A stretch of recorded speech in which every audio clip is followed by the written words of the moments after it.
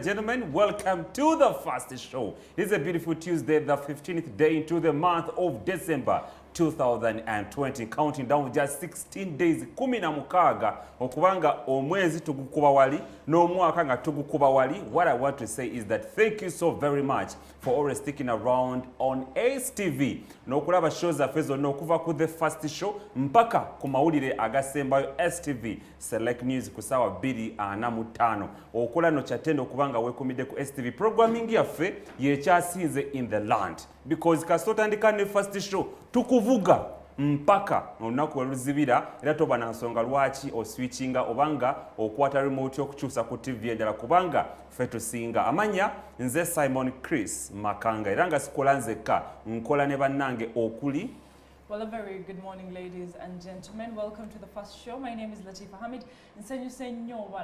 I hope everybody is doing wonderful well. We're starting with the first show today, and of course, for a lot of people, you'd like to listen to the Omale story and what is happening to Omale and how far with his case. We'll be speaking about that too, and how Ugandan artists reacted to Omale's presence in the country. We'll be speaking about that too, and a lot of issues, also political, because we are in the political scene. You're very welcome to the first show. Again, my name is Latifa Hamid.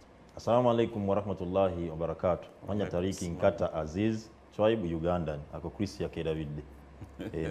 Nze ngakomezaawo. Nenga masuze muti abaganda bafilme n'abatugobera ku STV buterevu. Nawa kutesimire bantu adeko data okuba nti nogenda kola first show ate goli wabbe okuba nti werekeza bina byokola. Sente gewandiguddemu ekikomando n'ogamba nti akangule data nteekeko ndaba abavubuka bano nga boogera. Tiwaye kuba tujja kukuweereza nakutusako byonna byonna babikoza amawulire mu wiiki n'ennaku zonna nga ziba zitambudde. Era nga beera naffe oba tugenda kuba twogera ku nsonga nnyingi. Naye ebiseera ebisinga abantu buli omu aba n'endowooza ezize era kiba kirungi nnyo okuba nti buli omu akkiriza mu ndowooza ya munne. Ejjo Simon Chris n'abavubuka be nabadde nabo naye omanyi nze bwe munyuka neva ku STV ndi muntu w'abantu I'm a ghetto boy nkulidde mu ghetto era njibaddemu naye nga nina ebintu byengenze ndaba ennaku zino. There is a battle in the ghetto. Buli ayagala okubanga owninga the ghetto.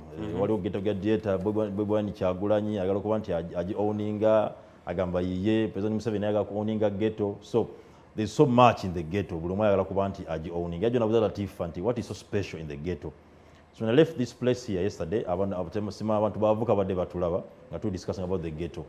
Newe natuuse nadda abavuka n'anyumyako nabo ne bangamba sebo tubala bimbadde na bimunyumya naye nga mwogera ku ghetto. Naye ghetto eno erimu ebintu bingi era essaaza ffe tulina buli omu alina twayawukanye nti buli omu alina enzikiza gyakkirizaamu naye obuzibu buli nti tuganya okuba tutegeera nti tuganya okuba teruspectinga buli omu endowooza ya munne. Nze mba nina kyempagira nkangambe nze mpagira yellow oli awagira green oli awagira blue n'awagira NUP awagira red. Tuganya okuba nti buli omu asitula wansi tukkanye ne tudiscussinga normally nti nedda nze mpagira mu yellow because of ABCD. Oli awagira nze mpagira NUP because of ABCD. Ne tukkanye kale buli omu abeere nekike. It's all about kunguza gwe kikyo omukikiza mbasikiririzaamu. So ogwo munadabe ng'omulimu munene okuba nti nno bannayuganda tuvaayo okuba nti tetukulembeza feelings. Into tubiteeka mu nnyo maanyi na bukyayi nakuba nti no it's a do or die. Politics nze omanyi nali musambi wa mupiira mulabanga game any other game nti kijja ne kibeera tukizannya ne oluzinga live nesigala ngeri nnomo. Naye abavubuka baganya kitegeera nti nno nze sobola okubeera nga Kristo tuli bamukwano nga ndi wenaremu ng'oli wa NUP naye nga tukolagana. Bo bataddewo embeera nti kati banesobola okuba nga besazeko ne buzooni tigero salawo naye tosala wano bwe wano ffe tuba tuliawo mwe temwina kuliirawo. So embeera eri mu wansi mu ghetto mbavubuka saazo nti beeyawudde simanyi kwera kunje kugenda kukoma nti tuyinza okuba nti bagenda kuddamu kukolagana paka kufa nti agwe wasalawo waddamu NUP nazagalamu NRM tetuzikwata. Nalabinga ekitabo kibi nnyo twetaaga okuba nti tukikomako nga bannayuganda. Nze nno okulaba kwange ku nsonga eyo nze ndaba nga ekisinza okuleeta obuzibu ssente. Sente zisinza okwawula bannayuganda ddala politics kasa twamujja ku politics oba ideologies oba endowooza ne tumuza ku politics owa akabaasa akabaasa kasinza okwawulamu abantu. Tulina ekibiina ekimu kye tumanyi nti all of them oluzungu bakiyita patronage okubeera nti oyagala ekintu oba kukozesa ng'oyagala ekintu olw'ensimbi gwa wetwadda nti osanga abantu abamu bali mu kibiina naye nga tebakyagala nti bakirina ku mutima ne bakyagalako olw'akasente. Kati abavubuka bw'otulira nti omulembe gwe tulimu ogw'abavubuka bayina nkiyite pressure oba okwagala okukyusa obuyinza ne mubamu ne bano we baguliridde babawadde akasente okusapootinga ekibiina. So division awo nze ndabya ddala nga weeva baga mwe mwabawa sente mwalya ffe katulyere tuli ku mulamwa twagala tuli mu struggle mwe mubeere eri mulya sente zaffe. So sente zesinza okuleetamu enjawukana naye mabegakaawo President Museveni yayogerako eri eggwanga n'abayita abaweejere nowooza be baana b'omu ghetto yagamba yasooka okukolagana nabo naye yatuuka noze ndowooza yatuuka n'ava ku mulamwa. Bw'oba ng'ogamba nti abaana ba ghetto gw'obamanyi watandika nabo ate gwe n'oba ng'oli mu class nnungi ate nga bo bali bubi nze ndaba nga waliwo difference y'amaanyi. Olw'ensonga bw'okirabako tulina ghetto wano mu Kampala Katwe Kamoocha Katanga ziri mu kibuga wakati naye bw'otuukayo toyinza kukkiriza nti capital city of Uganda. So abantu bakula mu mbeera eyo ne weebuuza ddala are they in the capital city, are they Ugandans, obulamu bwe balivinga balinga abeerabirwa. Simon Chris olaba ku nsonga eyo I'm listening to you men discuss. I'll come back with my check after he's done. Is it because of the language? No. Alulya bulungi olaba ensonga eyo kituufu nzikirizanya naawe oyogedde ebintu bibiri point z'olese ebbiri ekisooka politics wa ssente abantu baagala ekibiina baagala kyebawagira lwa ssente ekiri nnyo mu NRM wadde gotidde okuba nti okijjayo n'essaawa zineeno waliwo battle eriwo between bakansalars abakwata flag za NRM balina ssente kebagenda obbawo abo bagamba ne tekaliyo tetugenda bikkiriza era waliwo wamu abavudde ne bagamba n'okugamba nti President Museveni tugenda kugwa naawe sika tebatuwa ssente tugenda kugwa naawe tugenda kukola ntitukusuula obadde ogamba nti oyita Bobi Wine naye kati tugenda kufuukira ate obutwa bwennyini kuba tuli munda abo abamaze okiraga nti bothe after what bagala sente bali mukulekana bagala babalengere before you come in ekyokubiri bweyogera ekintu kya ghetto President Museveni yavudde mwennyini yeewoleza n'agamba nti kituufu abantu bano bwejjera abamanyi naye bwe yafuna structures za NRM ne bafuuka babuloka ba middlemen aba stock kyabo ne bamulaga nti no tofaayo feri wasi tujja kugendayo gwe mzee ebyokola ina bingi lowooza ku nguudo lowooza ku security abojjere batulekere ffe tugenda wansi tukolage nti abantu bakola ki nagenda okukizula nga laba mutuufu tebabafaako kyebayita ba Jennifer Fulufiga babuchamani n'abuuka era we yaleeta abantu abo gyatujjukire bungi waliwo bato yali nnene nnyo mu stock za NRM no president ayita alonda ati abantu abo tebasoma roro naye nga bwakibaka kubanga omugati agubakoze eki agubajjeeko so ebintu ebyo byoyogedde bibiri bituufu. Well, you can't guarantee that everybody who is in NRM is there because of the money, even the youth. I know 2, 3, 5 people, 10 people who are there because they're passionate about the party. Can you mention their names? Mention 2 names. And I don't think I want to do that. If they're passionate about their party, it means they're serving a public office.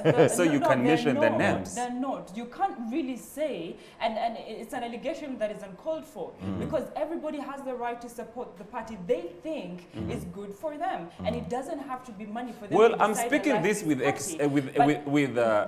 experience. I have my experience, and because that's where I'm coming we've from. seen it in the meetings nga bagamba President Museveni fenga tetuyida basaba gundi funding bakukola kyogenda okuba akalulu ate nga tulabyeko ebibiina ebimu Latifa nga they don't ask any money, they mobilize themselves ne bagenda ku ground. Why is it that for the NRM youth have to be facilitated to do whatever they do? There's a time I thought like you. But after talking to a few youths, they literally showed me how passionate they are about They lied to you NRM. because you're a journalist. After, I will repeat it. You cannot determine what someone feels. It's unfair to think they like something because of the money. Some people are passionate about it because they have seen what NRM has done and they've done stuff. We're not saying that they've not done anything. I know of the bemanya abasaba sente bemanyi. You cannot say it's everybody. You make it seem like you're winding up Latifa, abantu bayogerako abo nze luli nagamba waneeno era ngenda kukiddamu on set nti singa njala ndabe ku lunaku nga President Museveni ajje ssente mu NRM mu party NRM. Batamanya bajja okusigalawo. Right now, abantu abasinga obutanyumira kalulu kaneeno tukizawo tugane gwe wakati wange nammwe mwenna it is the NRM. Era bagamba tekatukola ki tekatunyumidde because there is no what era odozola bote ziri wao gundi yalidde ziri onagamba nze ate they are choosing me because nabajjeko sente kubanga naziyisize eno. System is all about it. Sikatugenda mu kalulu money bags zino kubanga zikola ki zicrossinga. This time running what ziriwo. Every political party uses money to make sure they run what they do. Here's the thing. Even though NUP are passionate about what they do, recently when they were talking about the fact that members of parliament and the other positions didn't have money to register for their positions when they were going for nominations, there was a problem and NUP had to come up with money to pay for those people. Same thing with FDC and same thing with these other political parties. That's understandable. I know where you gentlemen are coming from, but that's not where I'm basing my discussion. Let's widen. There is a difference between. Let's widen this discussion and not constrict it to money. Let's not shallow it down to money. Here's where I'm coming. I understand what you're saying. We even discussed it with Tarik yesterday. But like I said, I like the discussions widened and not shallow. Here's what I'm saying. The question should be, is Uganda ready for multi-party dispensation? It's not about multi-party. Where we it's are, about being patriotic. Patriotism, And there's something I'm speaking because there are people in NRM who have said are patriotic about NRM, not about money or anything. Okay, for NRM, the question would be, are they patriotic or patronages to the party? That's why I'm saying you cannot say it for sure, Simon Chris. You have no guarantee that every person who is in NRM is there for the money. We look at what is happening to make a judgment. You'll be shooting yourself in the foot. No, it's like me saying. It's like me saying. It's like me saying all men are bad, and the men who are actually good. Now coming back to the discussion, Latifa, if you're giving a percentage, they are patriotic about it. So here's what the question should be, and I think that's what it should be. Is Uganda ready for multi-party politics? Because here's what we see. No, I'm not. Because here's what I see. We are fighting over colors. By why would we hurt ourselves over colors? We saw when NRM was going through their nominations, and the borders, of course, who were going through the streets and were pelting them with bottles and stones. And we see that when NUP is doing what they're doing, NRM members don't feel comfortable about it. But that's where my question comes in. Are we ready for multi-party politics, or should we delete multi-party politics altogether and have politics like the US where we have only two parties? So you're either patronage to these two parties or you're not. Because you see what is happening is that we have how many political parties right now? And then how many independents do we have?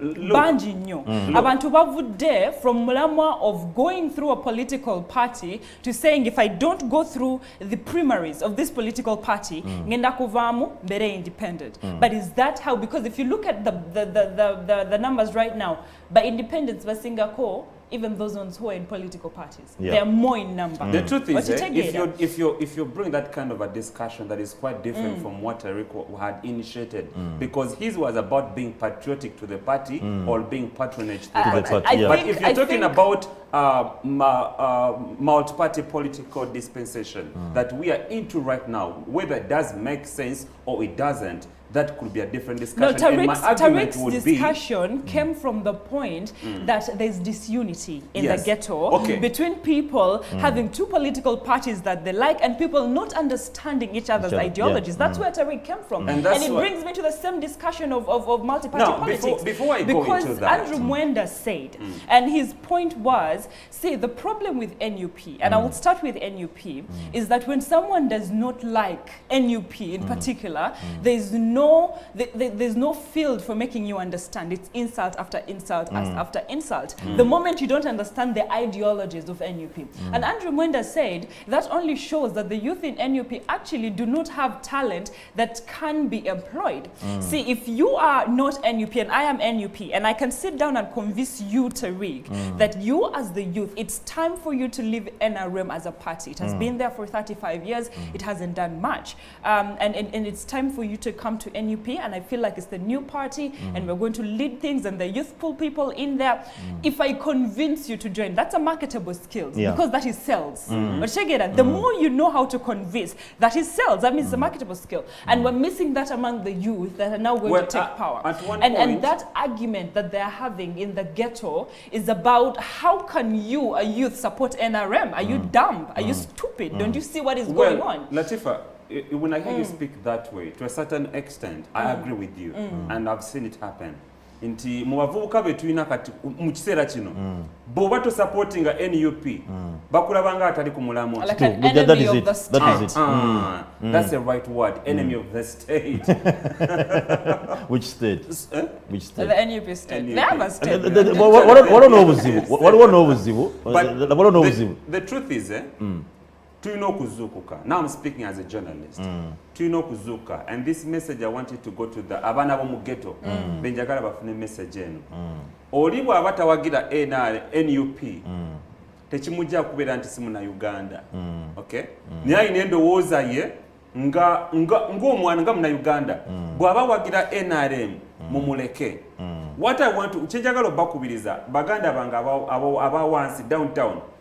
Njagala mujjukire bulungi nti ngo January 14th nga tuvudde mu lunaku olwo nga tujja batufunye president mu mwezi ogwokutaano twajja kuba tujja batulayiza president yenna anaabeera ayiseewo naye mujjukire nti waliwo Uganda gye twasangawo nga bakatuzaala waliwo Uganda gye tugenda okulekawo naye ekibuuzo kiri nti Uganda ki gye twagala okubeeramu era Uganda ki gye twagala okulekawo. Ekyo ekibuuzo nsaba mukyeddemu naye bw'oba okyeddamu kimanye nti ansi erina kuba nti tulina okuuma emirembe. Oli bw'aba awagira NRM mulabe nga muganda wo, oli bw'aba awagira NUP mulabe nga muganda wo, because we are all Ugandans. I think it's not only to the ghetto youth or even the youth themselves. That's even why the army division officers. is intense. Even the army officers. I think the division is more intense in the army officers. How can a whole army officer say we're not going to support anyone who goes into,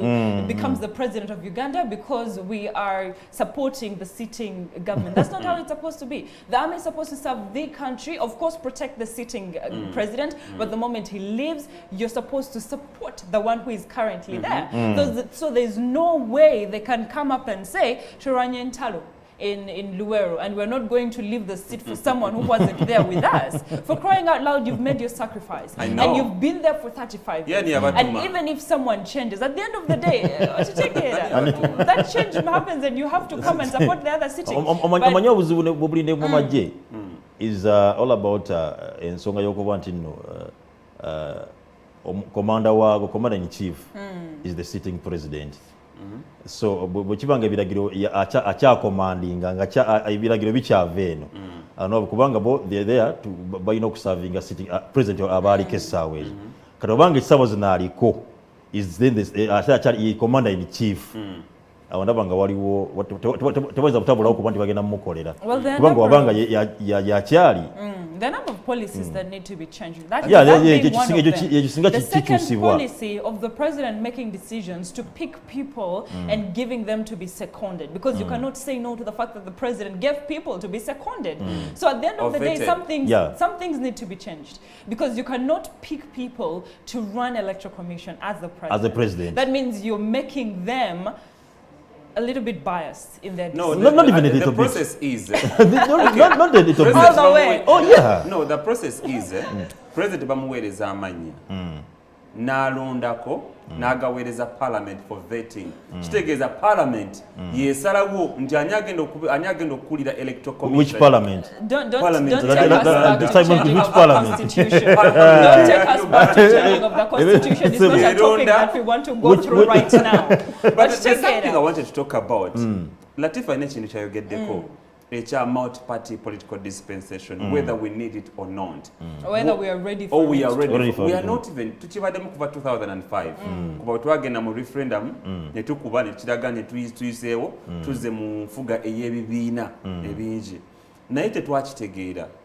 Nze ndowooza tetwakitegeera. As usual, there's always been lack of civic education to Ugandans. Nti mubeeramu just akakungu akakundi ak'abantu abatono abakitegedde naye ate ng'abangi tebakitegeera era okirabirawo lwatu nti ebibiina bya Uganda political parties etulina wano Uganda ziri affiliated either to individuals or religion ate bwekitubeeramu eyo embeera and tribes bwekituukamu eyo embeera wewajjawo obutabanguko naye weebuuze ani akifunamu ani yakitandika kino kyava mu bazungu bwe bajja wano eno batandika n'enfuga gye bayita divide and rule nti omuganda takolagana munyolo omusoga takolagana muganda nti ogundi takolagana gundi bwe batulekawo ne batugamba nti for you guys okwefuga obulungi mulina okugoberera mulina oteekawo democracy mu democracy mwe mugiramu bino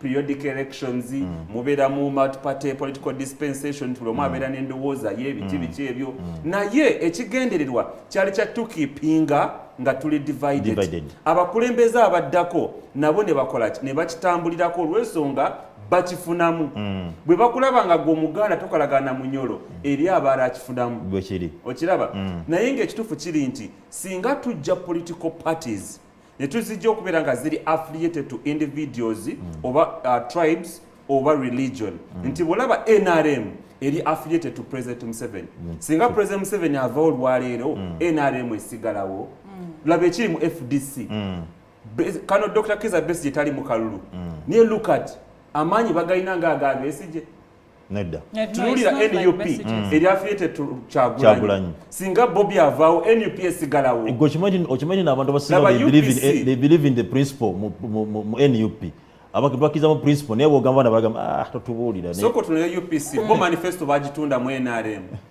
ebyayo bigamba twafuga twafuga Simon Chris president wa UPC ekyaliyo bali mu NRM bagambye party president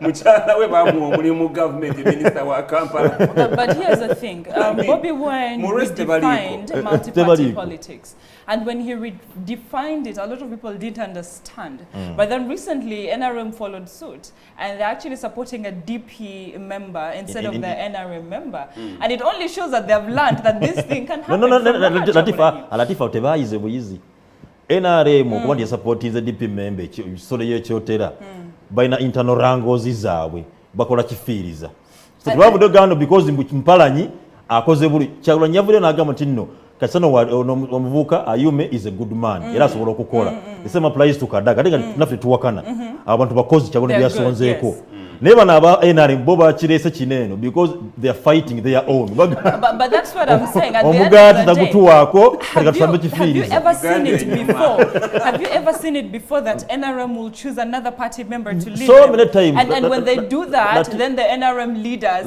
come up and they fight against it that's what I'm showing you don't follow these things in the kaningena kola example you are Nakawa NRM yafuna obuzibu Nakawa nitubiranga bava kutuga balina okuba nti bawagira they supported the FDC incumbent aliko sawa zineno so babikola just kuba nti bafuna obusungu when they get annoyed but that's what I'm telling you now the leaders are going to come up and say these people are punishable they are going to be punished but Kyagulanyi is showing you me the leader himself is choosing people from different political parties and personally I believe that should be the definition of multi-party politics in Uganda it shouldn't be selfishness it should be the fact that who works better it shouldn't be my party for myself and me to die njatukize tugana multi-party politics mubi ebi byalina bingi more than the good nenga kyemugeza kukwogera ekyo Kyagulanyi kyakoze that's not multi-party politics multi-party politics yekintu Museveni kyeyatugamba nti mumpeze ne bwe kidomola ngene kusobola gamba nti NRM ekigira NRM oyi that's multi-party politics tuva wansi pakati my question is who defines multi-party politics nze ndaba nange nga mubi you see how we said we need to define our own definition of democracy I think it's time we do that with multi-party politics or we are going to die I'll take you back to the US because parties ziri affiliate of affiliation techi mu Uganda zina kakwate ensibuko yaze ina kueva ku muntu oba tribe. Then we ought, because I will repeat and give you an example of the US. They have Democrats and Republicans, only two parties. And if we are saying the country needs opposition, then let's have an opposition. But what kind of opposition are we having? They have learned in the US that you cannot have a lot of political parties. They've decided that for themselves. So there's one opposition, there's one current government. So all of you rally behind one candidate. Absolutely. And this kind of unity will teach Ugandans how to actually think. Do you think abazungu baga tuberenga tuli united? But it's time that, like I said, we need to redefine ourselves, Tarik. That's where I wanted Forget to go. what they're telling us and what that's where we're going wrong. We redefine ourselves. We gained independence. And we're happy under our independence. And we are having a self-rule under our independence. President said that we don't want whites interfering in our issues. Then let's kick out what they taught us and teach ourselves what we ought to know. You know, I think that's important. Bwe tubanga bakutereza ensi eno tulina okutereza ebintu bibiri. One, okujja ssente mu byobufuzi. Ekyokubiri, tulina okwezuula nga ffe si bannayuganda ffekka wabula Africa. We were once colonized. Ye tukyatambulira ku bigere byabo abatufuga. Tulina okwezuula. Twesaleko ebintu ebimu to defining how we want to govern ourselves. Bw'otugamba nti tulina democracy, naye democracy gwe tulina akyali ku mpapula. Tannavaayo. Bw'otugamba tuli mu we are a democratic republic of Uganda. Naye ng'omuntu omu akyatowa order. Ekintu ne kibaawo. Omusaayi ne guyiika. Tetuli mu democracy. Okay? Tulina okwezuula tujje ssente mu byobufuzi.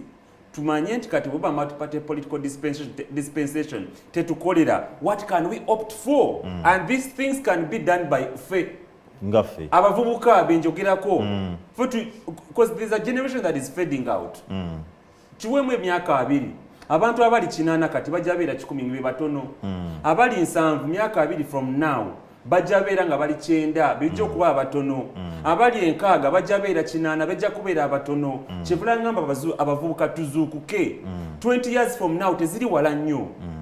Ffe tulina okudefining how we want to lead to govern ourselves. Tulina okukyusa bino ebintu byonna. Awo ku nsonga Simon Chris yogedde I'm going to credit Kyagulanyi. Bobi Wine ngenda mu creditinga. Ku kye yakoze okuba nti no yagaza okukola nti appointing ku bantu ab'enjawulo. N'agamba nti onasoboka n'onasoboka kibuzayo ekyogambye. Ne bada avuka binasanze bitobade naba mu Ghetto. Tikituzeyo taba nti principal mwe yakoze okuba nti no yagambye agenda kuwa kadaga mukonyeka akonye kwani kana nafu kusandiko kolagana bwe Bob Gundi Simon Chris nti embandi we NRM gagoli wachi tweyagale fenga ffe taniko kireta tulage bano abakulembeza abaliwo bimutaga tubanga mutuvugira mu sibe twagala tukuyetinge eni Uganda nga tusobola kubera ffe nanga tukolagana tukolega manje bayite yechipoli nti blue wali green wali ngaso tula ku meza imwe tukola noga nti NUP ya president minister gundi wa NRM gundi minister wa gundi wa FDC ngagamende soko kwanta tufena tukufune eco share ekizo kuleta obuzibu president Museveni agenda agamba nti kizo kuleta obuzibu mu government ya lero yengabanya ya cake tuna bina bikoleddwa ne katagenda kola ku ngabanya tena bagenda kola ku kugabana nga ekyandu kyali mu yero yokka mu basket ya yero ni wanaga nti agenda kugabanya batajja kufuna because agenda kugabanyira mu yero mokka. So kyalina okuba nti akola okuba nti engabanya etuuka kyekuba nti tukola government y'ekipoli nti abantu fena tubeere involved party zonna zibeere involved nti fena gundi ali share buli omu abeene share nga egenda ku side ye naye nga kyatambulira mu yero yokka tevujja kukola ku ngabana ntuufu. Welcome to the first show bwe yakatwegattako era watambudde naffe okuva bwe twatandise essaawa yabaddemu. You are doing a great job. Remember, we always do count on your audience every now and then. Webale kona watulaba live on Facebook. Thank you so very much for doing that. Katwengero n'emboozi endala yakozaamu olunaku olw'eggulo